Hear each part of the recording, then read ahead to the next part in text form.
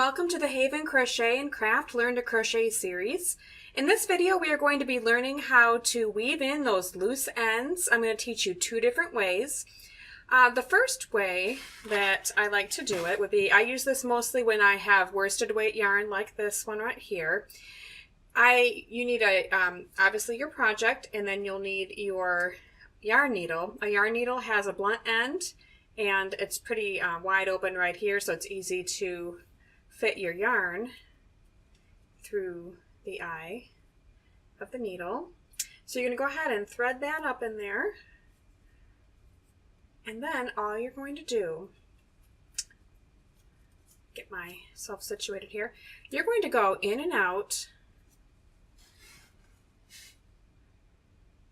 across one way. Okay, so you're going to go, 4 or 5 or 6 stitches one direction. And then you'll go back the way you came.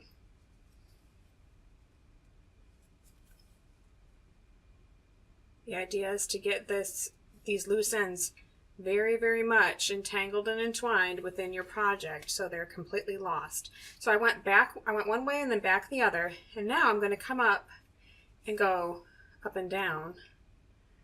So you kind of want to go vertical and horizontal, up and down, just to really be sure that that loose end is secure. And I like to try to end up where I started.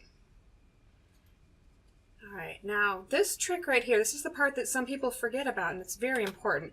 What you want to do when you're done is pull that tight. See how my piece puckered up a little bit?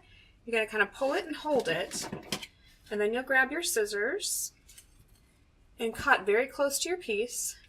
These are pretty dull scissors. And then you're going to unpucker that, just pull it back to normal. And then that piece of yarn just gets pulled into your work and it is lost, hopefully forever. Okay, that is one way. The next way is what I intend to do when I have this thicker, chunky yarn. What you can do here, it's really the same principle, but you're taking your hook and pulling that yarn up through.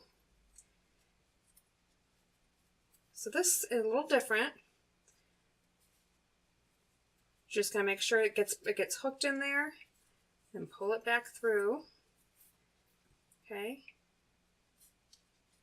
You kind of probably get the idea here. So you're going to go back and forth.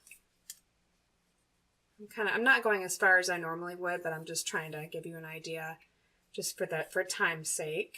On here I'll go do a little bit less distance across. Okay.